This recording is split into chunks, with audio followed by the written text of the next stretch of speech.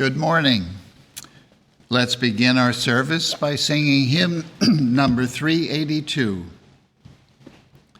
What is thy birthright, man, child of the perfect one? What is thy Father's plan for his beloved Son? Hymn number 382.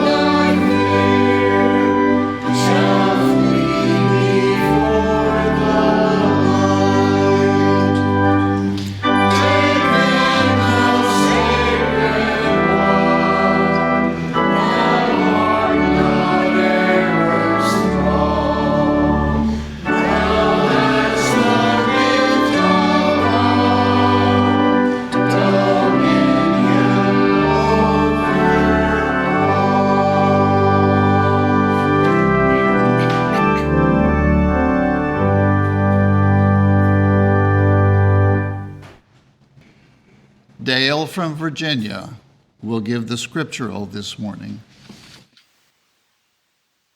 Psalm 143. Hear my prayer, O Lord. Give ear to my supplications. Cause me to hear thy loving kindness in the morning, for in thee do I trust. Cause me to know the way wherein I should walk, for I lift up my soul unto thee. Deliver me, O Lord, from mine enemies. I flee unto thee to hide me. Teach me to do thy will, for thou art my God. Thy spirit is good. Lead me into the land of uprightness. Quicken me, O Lord, for thy name's sake. For thy righteousness' sake, bring my soul out of trouble. And of thy mercy cut off mine enemies, and destroy all them that afflict my soul, for I am thy servant. Psalm 144. Blessed be the Lord my strength, my goodness and my fortress, my high tower and my deliverer, my shield, and he in whom I trust. I will sing a new song unto thee, O God. Upon a psaltery and an instrument of 10 strings will I sing praises unto thee. Yea, happy is that people whose God is the Lord.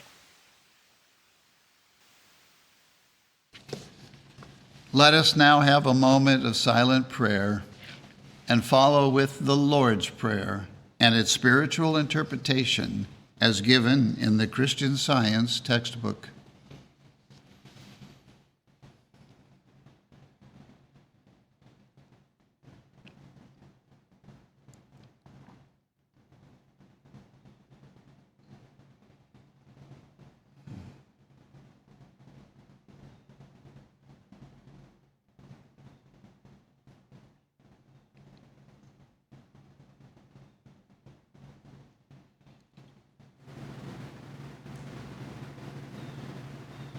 Our Father, which art in heaven, our Father, Mother, God, all harmonious, hallowed be thy name.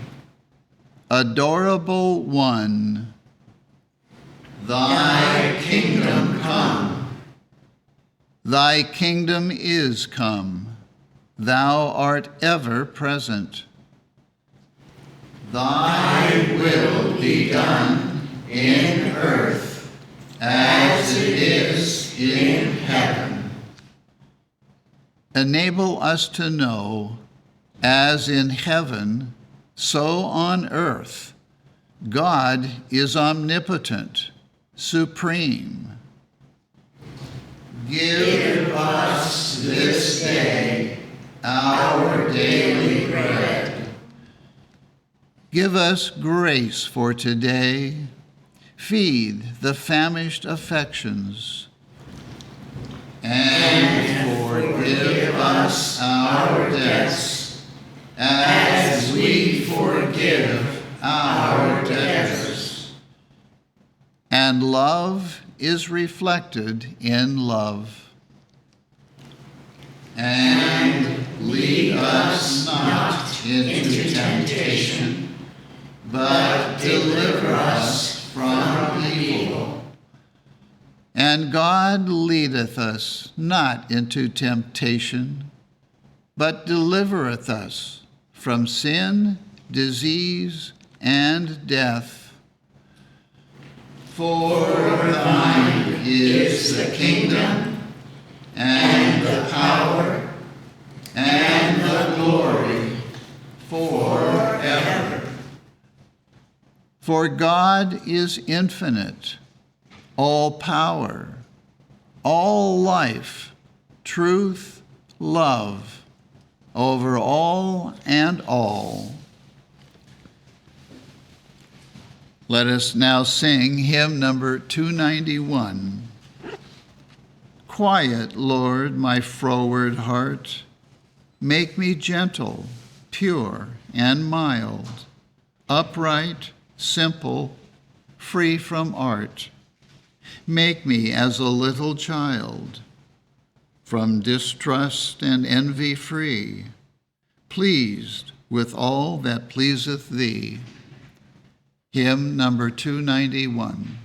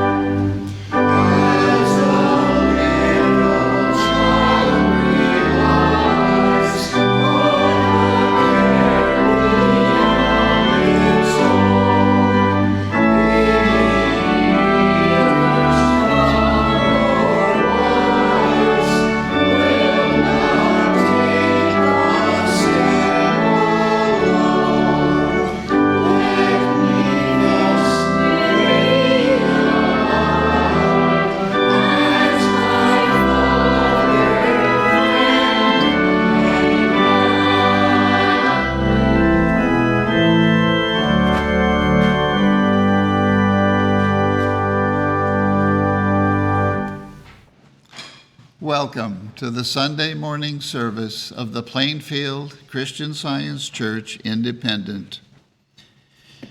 We begin our Sundays here at 10 a.m. with our roundtable discussion, where we discuss this week's lesson, what it means to us, and as a result, it is an exceptional training session in practical Christian Science. And we had another really good one this morning. So if you missed it, or if you'd like to hear it again, please find it on our website, plainfieldcs.com. And you'll also be able to find it on our YouTube channel and our Vimeo channel. We have a Sunday school for children that meets at 11 a.m., and that Sunday school is available to children anywhere in the world that has a telephone. The Sunday school has its own dedicated teleconference number. Many of our students do not live in the area, but they attend via telephone. This means that if you don't live in the area but have a child of Sunday school age, your child can also attend via telephone. Just call the church number. We'll give you the number for the Sunday school. And our Sunday school teachers would be very happy to welcome your child to our Sunday school. We have a testimony meeting every Wednesday evening at 8:15, where you can hear testimonies of healings and lives made much better through the study and practice of Christian Science. And at all of our services and meetings, we have a nursery available for the service of infants and toddlers. So if you do come in person, you can bring the whole family. A reminder, we have scheduled the next corporate meeting for membership, of our membership, for Thursday, September 18. That'll be 8 p.m., Thursday, September 18, membership meeting. And for the members who cannot attend in person, the meeting will be available through the regular church phone number. There will be, that'll start at 8 p.m., and that Thursday we will not have a 9 p.m. watch, but we will have a 10 p.m. watch. The mission of our church is carried out largely through 21 different websites in 21 different languages. As a result of that, people around the world are finding the healing power, the healing truth of Christian Science in their own language. And for that, we are very grateful. And everything that is available on our websites is free of charge.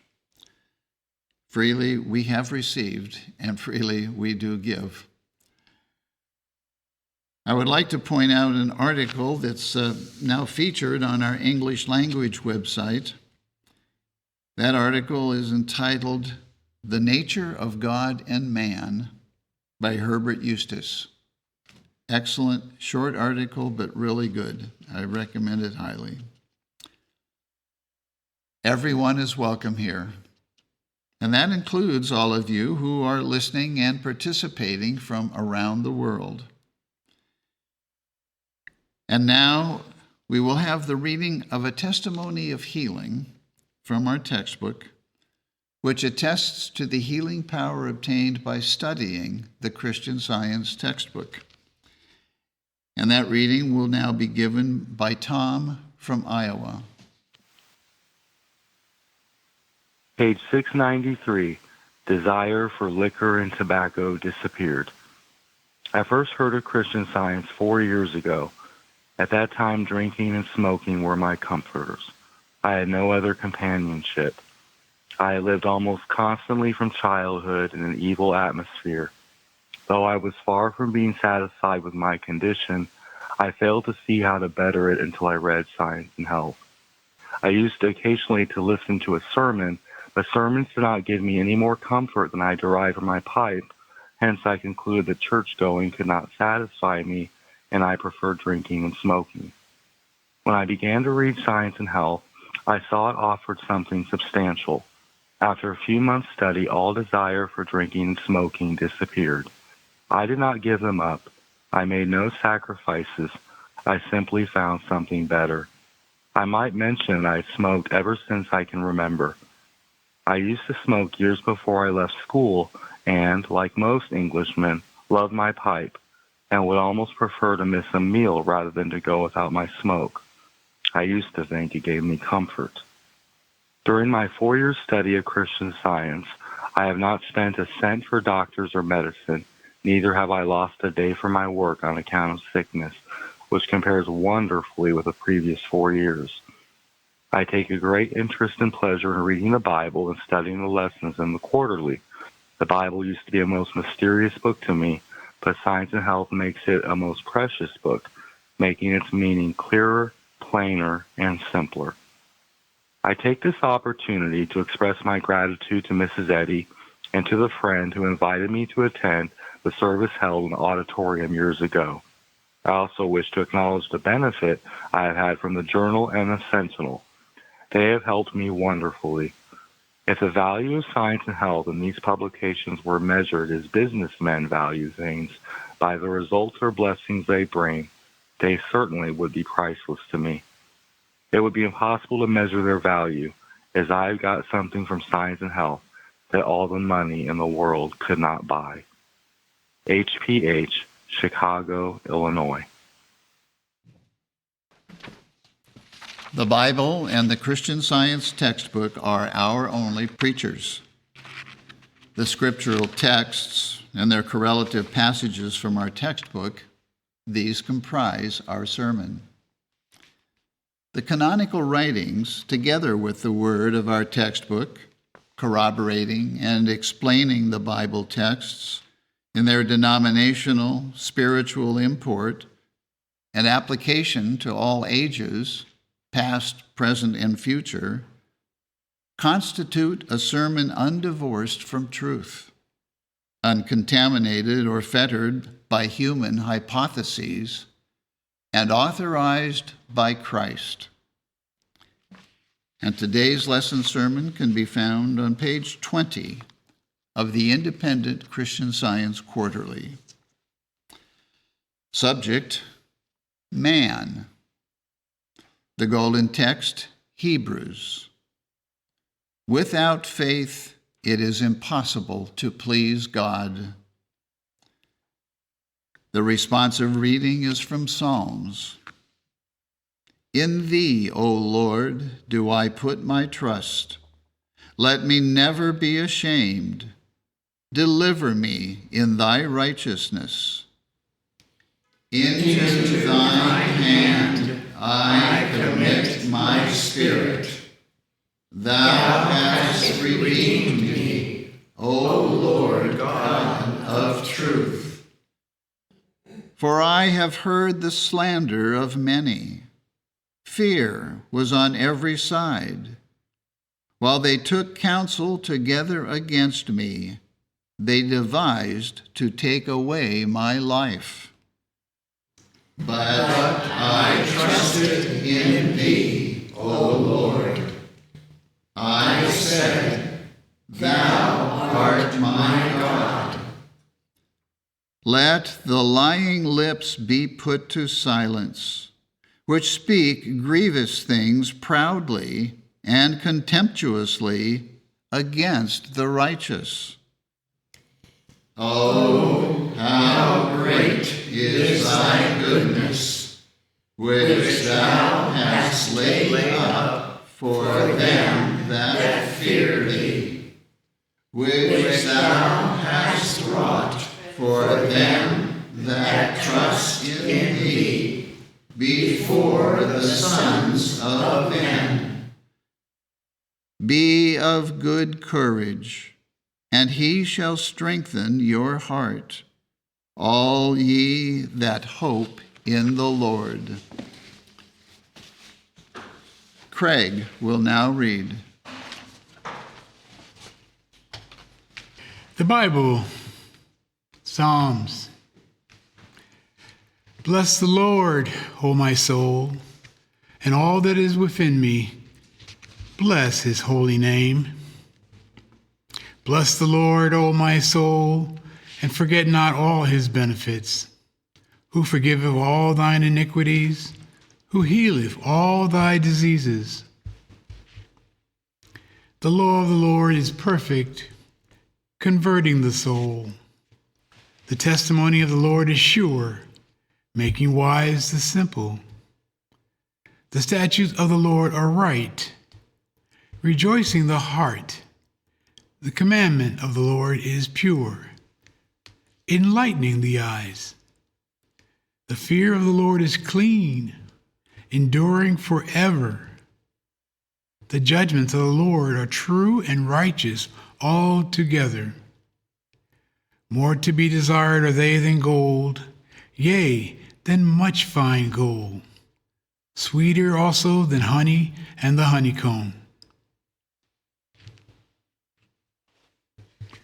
Exodus.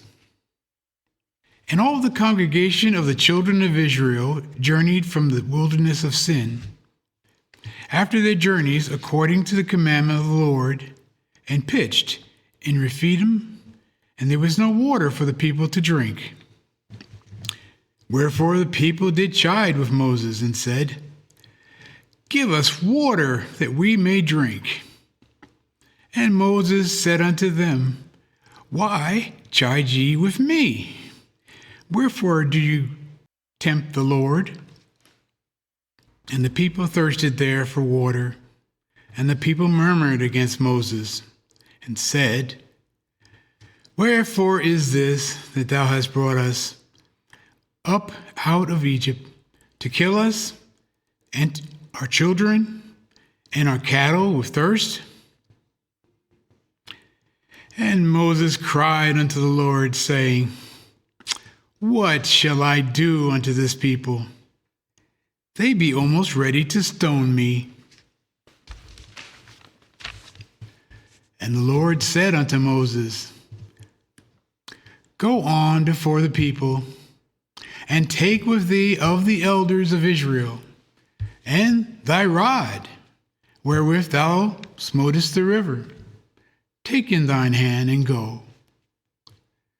Behold, I will stand before thee there upon the rock in Horeb, and thou shalt smite the rock, and there shall come water out of it, that the people may drink. And Moses did so in the sight of the elders of Israel. And he called the name of the place Massah and Meribah, because of the chiding of the children of Israel, and because they tempted the Lord, saying, Is the Lord among us or not?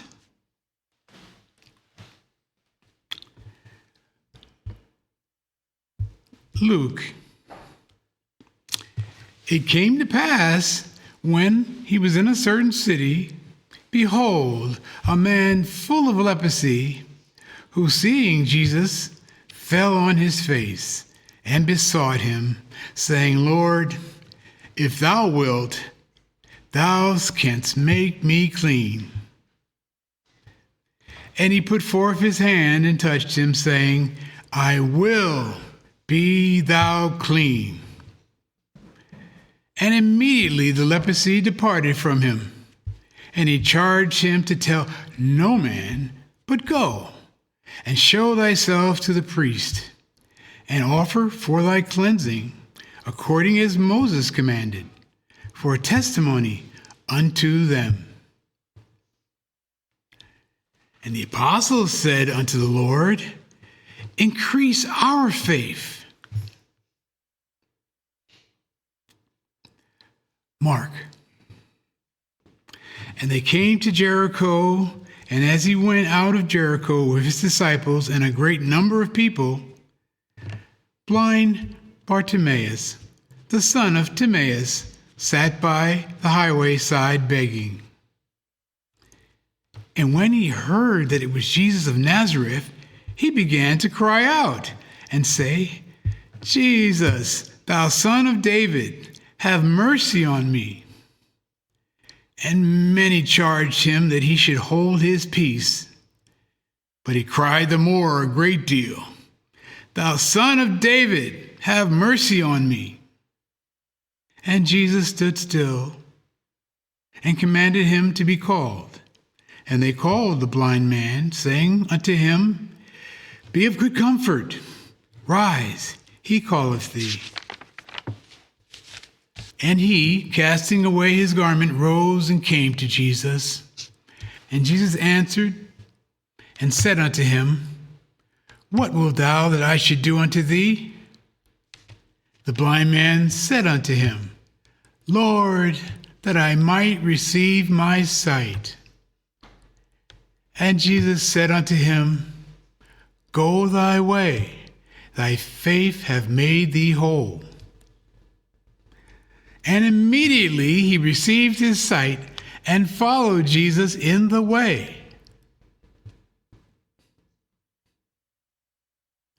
Mark.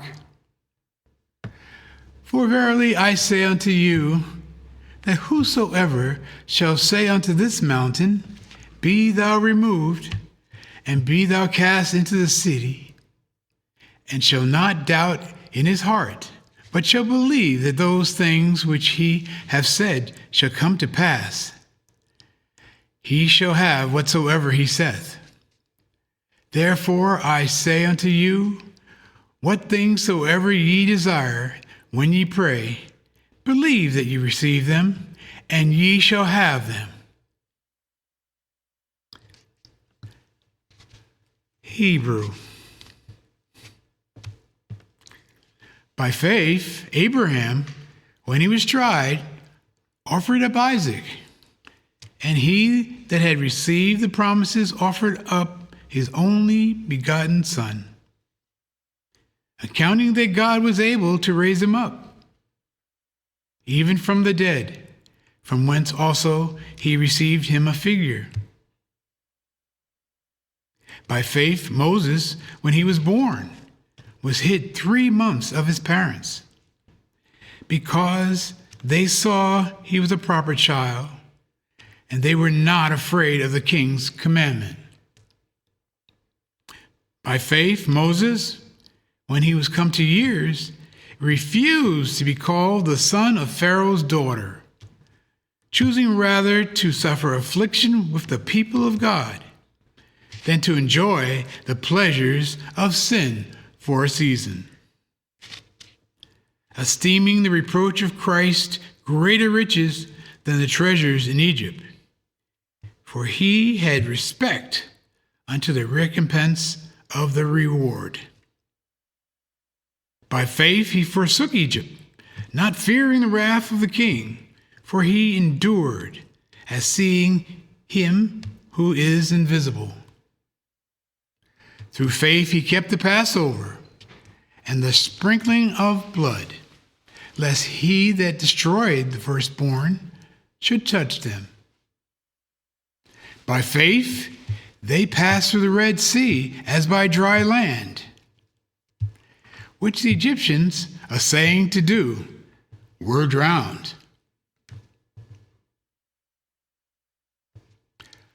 2 Corinthians. For we walk by faith, not by sight. Elizabeth from Georgia will now read. I will read correlative passages from Science and Health with Key to the Scriptures by Mary Baker Eddy.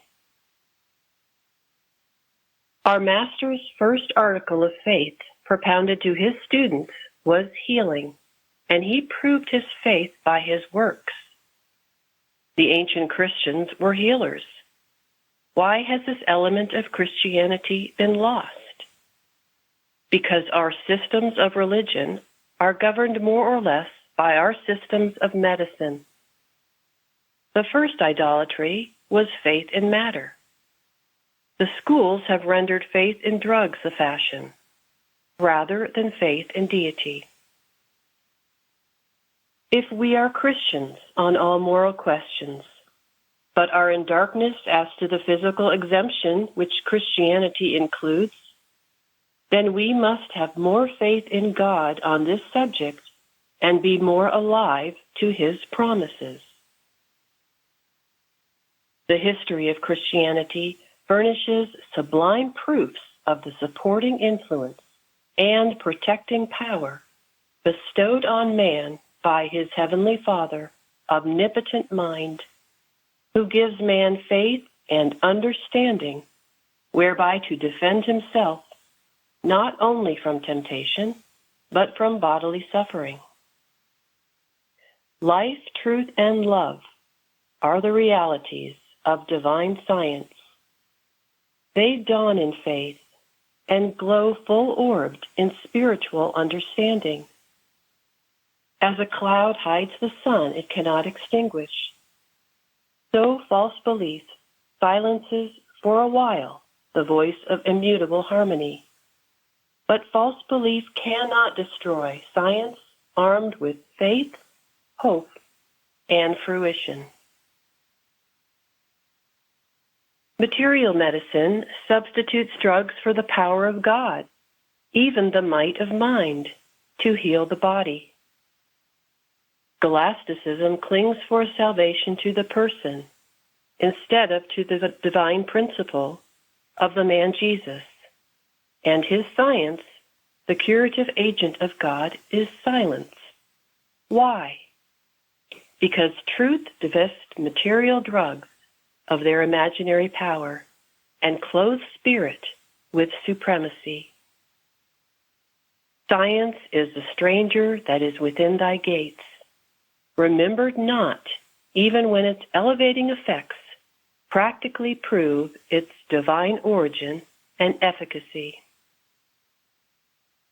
Divine science derives its sanction from the Bible, and the divine origin of science is demonstrated through the holy influence of truth in healing sickness and sin. This healing power of truth must have been far anterior to the period in which Jesus lived. It is as ancient as the Ancient of Days. It lives through all life and extends throughout all space. Divine metaphysics is now reduced to a system, to a form comprehensible by and adapted to the thought of the age in which we live. This system enables the learner to demonstrate the divine principle upon which Jesus' healing was based, and the sacred rules for its present application to the cure of disease. Because truth is infinite, error should be known as nothing. Because truth is omnipotent in goodness, error, truth's opposite, has no might. Evil is but the counterpoise of nothingness. The greatest wrong is but a supposititious opposite of the highest right. The confidence inspired by science lies in the fact that truth is real and error is unreal. Error is a coward before truth. Divine science insists that time will prove all this. Both truth and error have come nearer than ever before to the apprehension of mortals, and truth will become still clearer as error is self-destroyed. Against the fatal beliefs that error is as real as truth, that evil is equal in power to good, if not superior, and that discord is as normal as harmony, even the hope of freedom from the bondage of sickness and sin has little inspiration to nerve endeavor. When we come to have more faith in the truth of being than we have in error, more faith in spirit than in matter, more faith in living than in dying, more faith in God than in man, then no material suppositions can prevent us from healing the sick and destroying error. God has built a higher platform of human rights, and he has built it on diviner claims. These claims are not made through code or creed, but in demonstration of on-earth peace, goodwill toward men. Human codes, scholastic theology, material medicine and hygiene, better faith and spiritual understanding. Divine science rends asunder these fetters, and man's birthright of soul allegiance to his Maker asserts itself. I saw before me the sick wearing out years of servitude to an unreal master in the belief that the body governed them rather than mind. The lame, the deaf, the dumb, the blind, the sick, the sensual, the sinner, I wish to save from the slavery of their own beliefs and from the educational systems of the pharaohs, who today, as of yore, hold the children of Israel in bondage. I saw before me the awful conflict, the Red Sea and the wilderness, but I pressed on through faith in God, trusting truth, the strong deliverer, to guide me into the land of Christian Science, where fetters fall and the rights of man are fully known and acknowledged.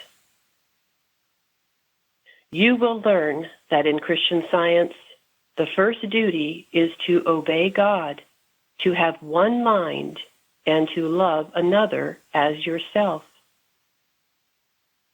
God creates and governs the universe, including man. The universe is filled with spiritual ideas, which he evolves, and they are obedient to the mind that makes them. Mortal mind would transform the spiritual into the material, and then recover man's original self in order to escape from the mortality of this error. Mortals are not like immortals, created in God's own image, but infinite spirit being all. Mortal consciousness will at last yield to the scientific fact and disappear, and the real sense of being, perfect and forever intact, will appear. Faith should enlarge its borders and strengthen its base by resting upon spirit instead of matter. We must have faith in all the sayings of our Master.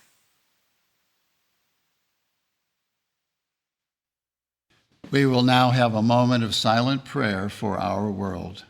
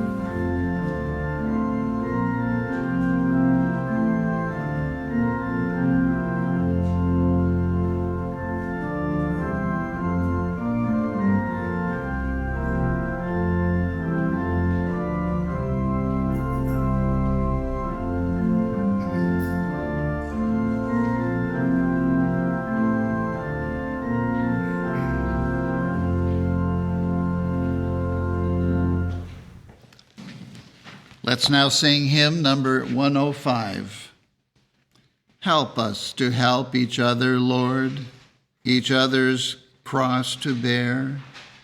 Let each his friendly aid afford, and feel his brother's care. Hymn number 105.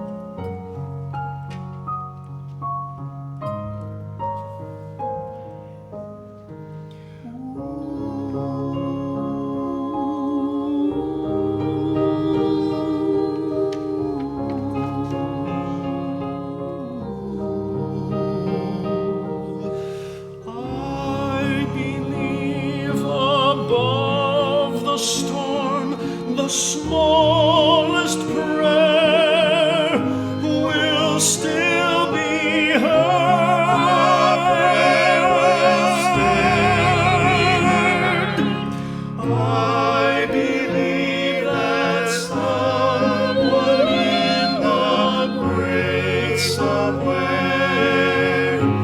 hears every word. Someone hears every word. Every time I hear a newborn baby cry, or touch a leaf, or see the sky, then I know I believe.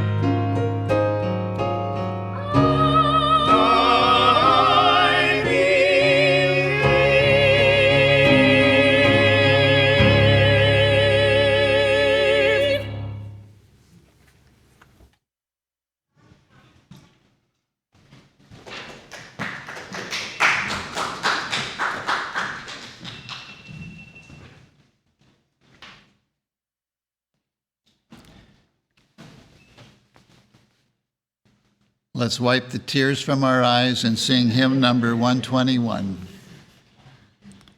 How blessed are they whose hearts are pure, from guile their thoughts are free. To them shall God reveal himself, they shall his glory see.